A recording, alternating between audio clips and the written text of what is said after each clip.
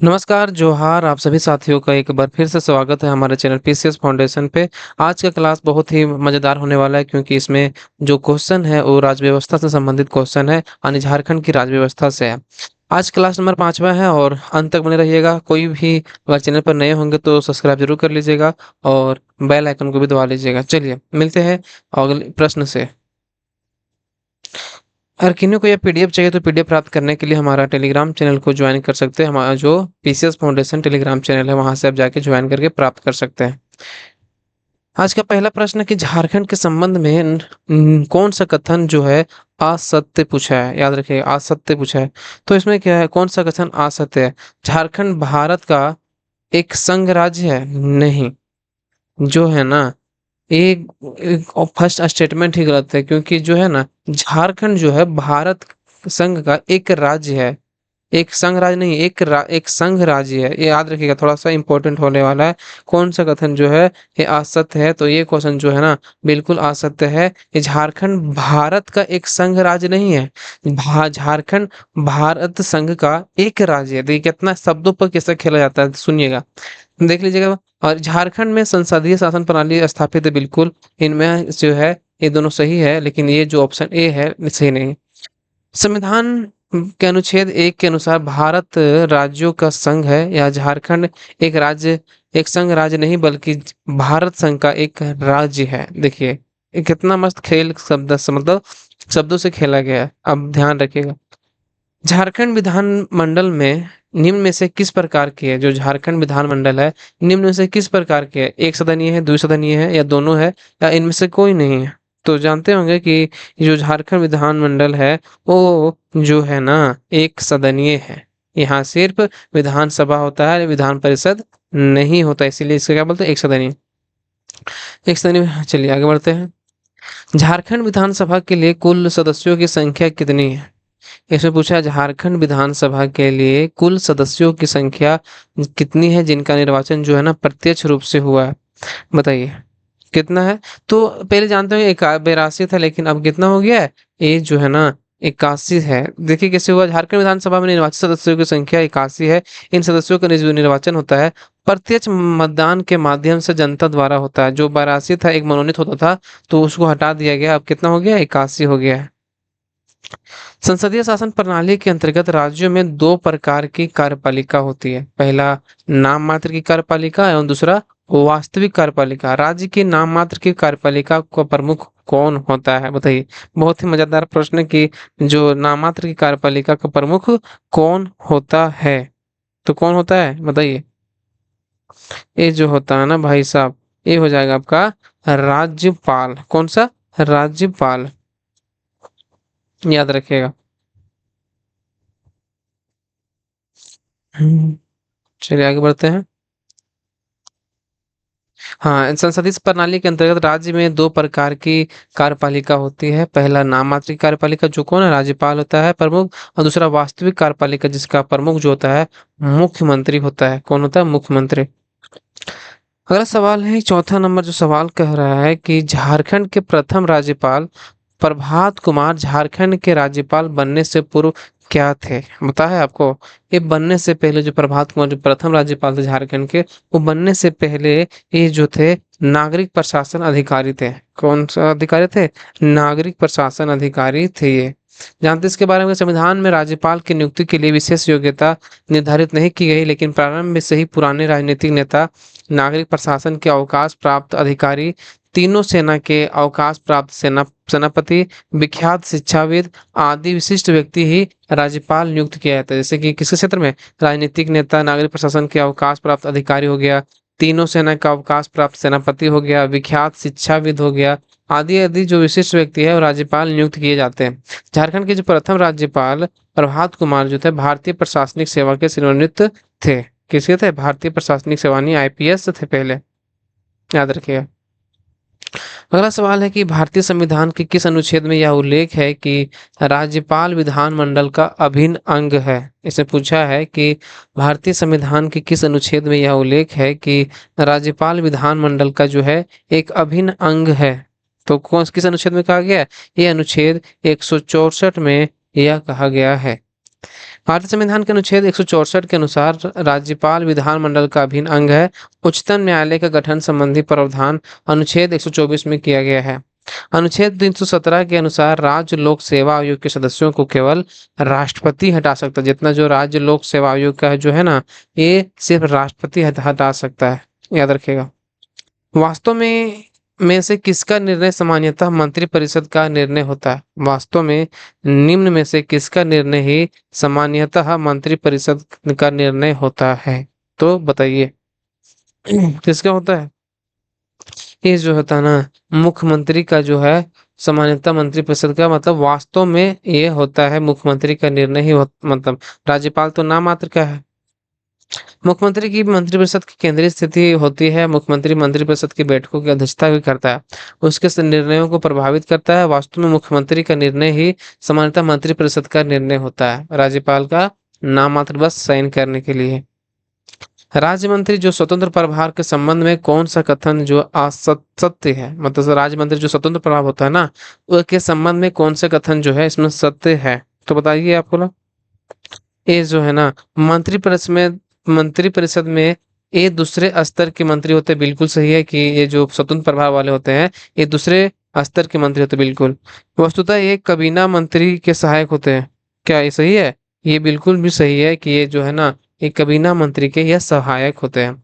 यदि कोई उपविभाग ज्यादा महत्वपूर्ण हो तो उसे स्वतंत्र रूप से किसी राज्य मंत्री को दे दिया जाता है। ये भी ऑप्शन सही है, यानी कि हमारा सा डी ऑप्शन जो है सही हो जाएगा। मंत्रिपरिषद ये दूसरे स्तर के मंत्री होते हैं, वस्तुतः ये कबीना मंत्री के सहायक होते हैं। यदि किंतु यदि कोई उपविभाग ज्यादा महत्वपूर्ण होता है तो उसका प्रभार जो होता है ना, स्वतंत्र रूप से किसी राज्य मंत्री को दे दिया जाता है, ज्यादा महत्वपूर्ण होने पर। धन विधेयक निम्न से किस सदन में पेश किया जाता है? याद है कुछ कुछ कुछ पॉलिटी पढ़े हैं तो धन विधेयक जो है ना भाई साहब, ये पेश किया जाता है विधानसभा में। कहाँ पेश किया जाता है? विधानसभा में पेश किया जाता है। धन विधेयक, वित्त विधेयक और वार्षिक वित्तीय विवरण विधानसभा में केवल केवल विधानसभा के समक्ष किया जाता है। नगरपालिका के संबंध में कौन सा कथन जो है सत्य है? नगरपालिका के संबंध में कौन सा कथन सत्य है? न्यायपालिका, सॉरी नगरपालिका बोलते, न्यायपालिका के संबंध में कौन सा कथन जो है वो सत्य पूछा है? तो न्यायपालिका सरकार का तीसरा महत्वपूर्ण है, जी बिल्कुल सही है। कार्यपालिका, विधायिका और न्यायपालिका, इसका उद्देश्य नागरिकों के अधिकारों की रक्षा करना, बिल्कुल सही है। न्यायपालिका का मुख्य कार्य जो है व्यक्ति तथा राज्य के बीच होने वाले विवादों को सुलझाने का भी काम करती है, यानी कि हमारा ऑप्शन जो डी है यह सही हो जाएगा। सरकार के 3 अंग कार्यपालिका, व्यवस्थापिका तथा न्यायपालिका। न्यायपालिका सरकार का तीसरा महत्वपूर्ण अंग है। इसका उद्देश्य जो होता है ना, नागरिकों के अधिकारों की रक्षा करना है। न्यायपालिका का मुख्य कार्य व्यक्ति और राज्य के बीच होने वाले विवादों को क्या करती है? सुलझाने का काम करती है। उच्च न्यायालय के न्यायाधीश के रूप में नियुक्ति के लिए निम्नलिखित में से क्या योग्यता होनी चाहिए? पूछा है कि उच्च न्यायालय के न्यायाधीश के रूप में नियुक्ति के लिए निम्नलिखित में से क्या योग्यता होनी चाहिए? तो क्या योग्यता होनी चाहिए? यह होना चाहिए आपका, वह भारत का नागरिक हो, बिल्कुल, या वह 62 वर्ष से कम आयु का हो, ठीक है। वह कम से कम 10 वर्ष तक न्यायिक पद धारण कर चुका, बिल्कुल सही। जो हमारा तीनों ऑप्शन है सही है, और इनमें से सभी इसका सही आंसर हो जाएगा। उपरोक्त योग्यताओं के अलावा वह किसी उच्च न्यायालय इसमें या एक से अधिक उच्च न्यायालयों में लगातार 10 वर्षों तक अधिवक्ता रह चुका हो। चलिए आगे बढ़ते हैं। न्यायमूर्ति रवि रंजन झारखंड उच्च न्यायालय के कितने नंबर के मुख्य न्यायाधीश हैं? जो न्यायमूर्ति रवि रंजन जो है झारखंड उच्च न्यायालय के कितने नंबर के मुख्य न्यायाधीश है? तो ये जो है ना भाई साहब, ये है आपका 13वें नंबर के ये मुख्य न्यायाधीश है। चलिए, झारखंड उच्च न्यायालय के वर्तमान मुख्य न्यायाधीश, अभी तो चेंज हो गया है, अभी कौन हो गया है? अभी कमेंट बॉक्स में आंसर दीजिएगा, आपके लिए प्रश्न छोड़ रहे, बताइए। राज्य लोक सेवा आयोग के सदस्यों की संख्या जो और उनकी सेवा की शर्तों के निर्धारण का अधिकार निम्न से किसको है? तो पूछा राज्य लोक सेवा आयोग के सदस्यों की संख्या और उनकी सेवा की शर्तों का जो निर्धारण है का अधिकार निम्न से किसको है? बोला सवाल का आंसर जरूर दीजिएगा भाई साहब, नहीं तो देख लीजिएगा कमेंट बॉक्स में आंसर आना चाहिए। बताइए इसका जो है कौन हो जाएगा? ये हो जाएगा आपका राज्यपाल। इसका नियम से किसको अधिकार है? राज्यपाल को है। राज्य लोक सेवा आयोग के सदस्यों की संख्या और उनकी सेवा शर्तें निर्धारण का अधिकार संबंधित राज्य के राज्यपाल को है। ठीक है। लोकायुक्त एवं उप लोकायुक्त की नियुक्ति निम्न में से कौन करता है? लोकायुक्त की एवं उप लोकायुक्त की नियुक्ति जो है निम्न में से कौन करता है? तो बताइए। ये करता है आपका कौन? राज्यपाल करता है, याद रखिएगा, राज्यपाल।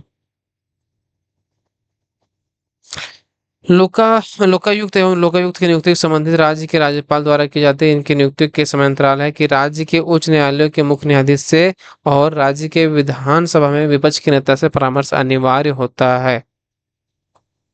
राज्य प्रशासन का मुख्य केंद्र निम्न से कौन सा है? इसमें पूछा है कि राज्य प्रशासन का जो मुख्य केंद्र है निम्न में से कौन सा है? विधानसभा है, राज्यपाल है, सचिवालय या उच्च न्यायालय? तो कौन हो जाएगा? दिमाग लगाइए थोड़ा सा। ये हो जाएगा सचिवालय जो है ना, राज्य प्रशासन का मुख्य केंद्र यहाँ सचिवालय है। यहीं पर सब कुछ बनता है ना, कानून वगैरह। चलिए, राज्य की प्रशासनिक इकाइयों विभागों का संचालन समन्वय प्रशासन पर केंद्रीय स्तर पर तालमेल बिठाने के लिए सचिवालय का गठन किया जाता है। सचिवालय ही राज्य प्रशासन का मुख्य केंद्र होता है। चलिए, अगला सवाल है कि प्रमंडल के प्रमुख को किस नाम से जाना जाता है? प्रमंडल के प्रमुख को किस नाम से जाना जाता है? याद है आपको? तो प्रमंडल के जो प्रमुख को है ना, ये जाना जाता है आयुक्त के नाम से जाना जाता है। किसके नाम से? आयुक्त के नाम से जाना जाता है। राज्य में क्षेत्रीय प्रशासनिक इकाई का शीर्ष संगठन प्रमंडल है। प्रमंडल का प्रमुख तो जो होता है आयुक्त, डीसी शायद ना, डीसी आयुक्त कहलाता है। आयुक्त भारतीय प्रशासनिक सेवा का वरीय पदाधिकारी होते हैं। प्रमंडल के अंतर्गत अनेक जिले होते हैं।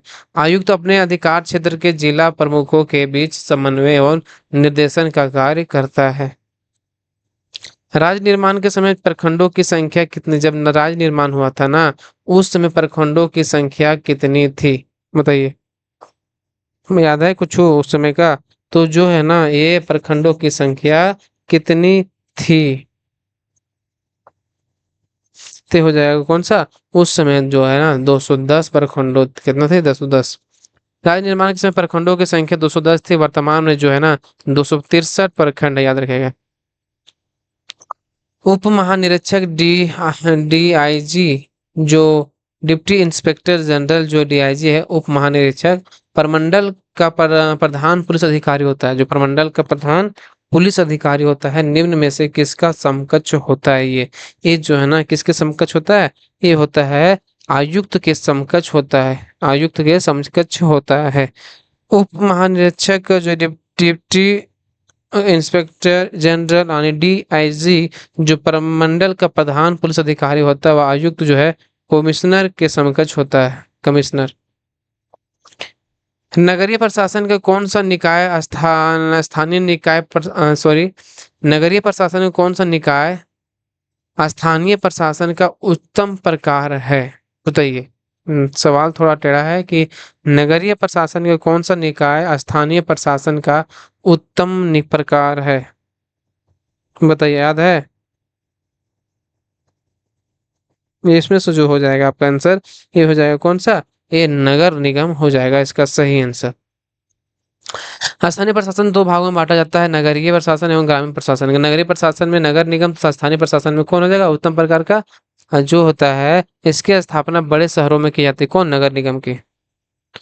झारखंड के प्रथम नगर पालिका के रूप में रांची नगर पालिका की स्थापना कब की गई थी? झारखंड के प्रथम नगर पालिका के रूप में रांची नगर पालिका की जो स्थापना हुआ था ना भाई साहब, ये हुआ था कब? ये हुआ था आपका, कब हुआ था? ये हुआ था 1869 में इसका मतलब स्थापना हुआ था। झारखंड की प्रथम नगर पालिका के रूप में 1869 में रांची नगर पालिका की स्थापना की गई थी, जिसे 1979 में क्या किया गया ना, नगर निगम के रूप में परिवर्तित कर दिया गया। याद रखिएगा डेट को। भारत सरकार द्वारा सामुदायिक विकास कार्यक्रम की शुरुआत कब की गई थी? बताइए। सामुदायिक विकास कार्यक्रम ये की शुरुआत कब किया गया था? ये जो किया था सामुदायिक विकास कार्यक्रम का जो शुरुआत किया गया था, ये किया गया था 2 अक्टूबर 1952 को इसकी शुरुआत की गई थी। 2 अक्टूबर 1952 को। अगला सवाल इसमें है कि 2 अक्टूबर 1952 को केंद्र सरकार द्वारा सामुदायिक विकास कार्यक्रम का शुभारंभ किया गया। इस कार्यक्रम में सरकारी कर्मचारियों के साथ जनता के विकास की प्रक्रिया से जोड़ने का प्रयास किया गया। झारखंड पंचायती राज अधिनियम 2001 के विधानसभा में पारित होने के बाद 23 अप्रैल 2001 को झारखंड के किस राज्यपाल ने अपनी मंजूरी दी? झारखंड पंचायती राज अधिनियम 2001 विधानसभा में पारित होने के बाद 23 अप्रैल 2001 को झारखंड के किस राज्यपाल ने अपनी मंजूरी दी? तो किस राज्यपाल ने मंजूरी दी? ये दिया था, उस समय राज्यपाल कौन थे? प्रभात कुमार उस समय थे। याद है ना, प्रथम राज्यपाल। झारखंड सरकार के झारखंड विधानसभा में झारखंड पंचायती राज विधेयक 2001 पेश किया गया। सभा से पारित होने के बाद इस विधेयक को राज्यपाल के पास मंजूरी के लिए भेजा गया। 23 अप्रैल 2001 को इस विधेयक को राज्यपाल प्रभात कुमार ने अपनी मंजूरी प्रदान की। अगला सवाल है कि राज्य लोक सेवा आयोग के अध्यक्ष और सदस्यों को पद से कौन हटा सकता है? जो राज्य जेपीएससी के जो सदस्य अध्यक्ष होते हैं और सदस्य होते हैं, उसको कौन हटा सकता है? तो कौन हटा सकते हैं? ये हटा सकते हैं, जानते हैं ना, राष्ट्रपति हटा सकते हैं। राज्य लोक सेवा आयोग के अध्यक्ष और सदस्यों की नियुक्ति करने का अधिकार राज्यपाल के पास है, जबकि हटाने का जो है ना, राष्ट्रपति के पास। याद रखेगा, मतलब नियुक्ति करने किसका? राज्यपाल, जबकि हटाने का राष्ट्रपति।